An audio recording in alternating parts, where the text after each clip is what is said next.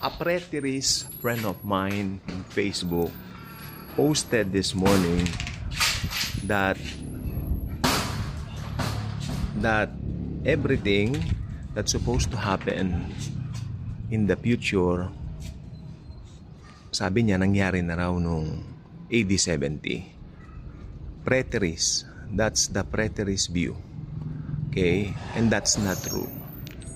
Preterist is not true because it will stop you from believing the future events God is in store for us, and especially for those unbelievers.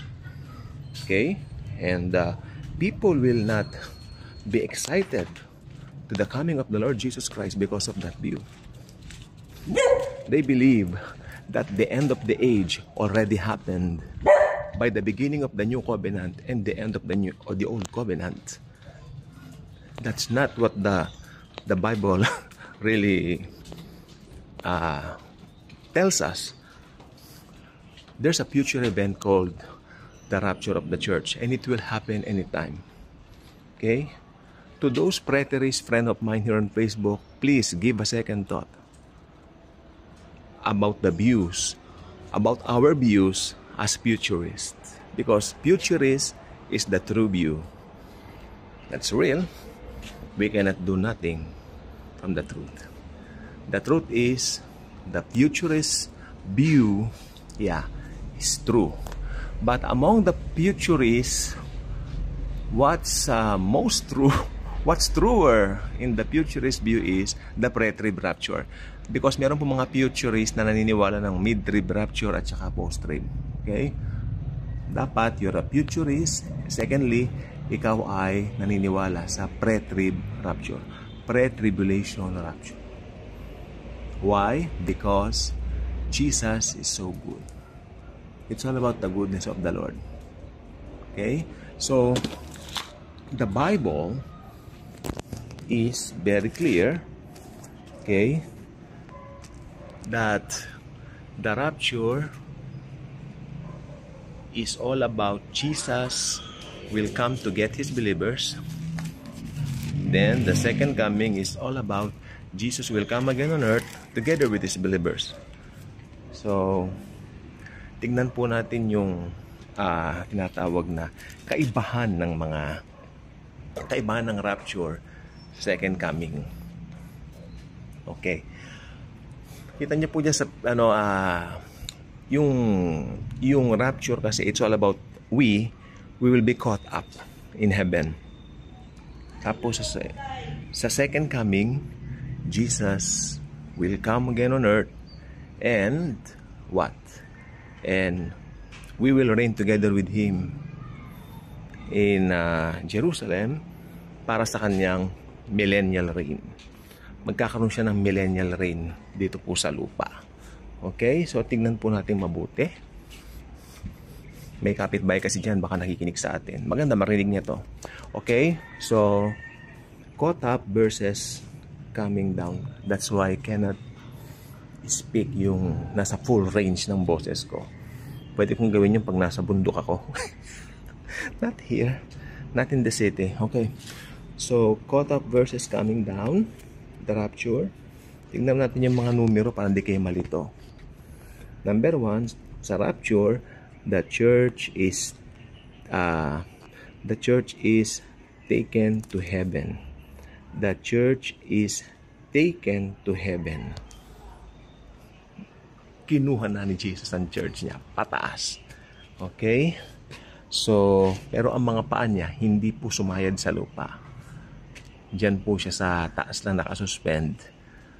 Sinundo po tayo. Ni-rapture tayo. Okay? Number 2, tungkol sa rapture, Christ appears in the sky, not on earth. O, talata. 1 Thessalonians chapter 4, verse 17. Okay? Number 3, happens before the 7 years of tribulation. Nasa 1 Thessalonians chapter 4, verse 13. Okay? Mangyayari po ang rapture bago mag 7 years of tribulation. Very clear. Mangyayari po ang rapture before the 7 years of tribulation.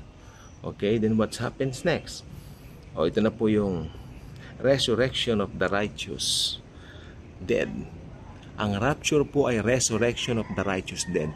Let me make it clear to each and every one of us na we became righteous not because of the things we have done, but because of what He has done for us, but because of what He had done on us on the cross. Okay? Sa Kalbaryo. Ano yung ginawa ni Jesus sa Kalbaryo? Yun ang nagpa-righteous po sa atin. We cannot be righteous by our own. Okay, umuulan po. Thank you, Jesus, sa ulan. Bawat ulan is a blessing. True lala. Okay? So, ayan po siya. Resurrection of the righteous. Ang talata, 1 Thessalonians chapter 4, verses 4 to 18. Pakibasa na lang. Ayan po ang katotohanan ng rapture of the church.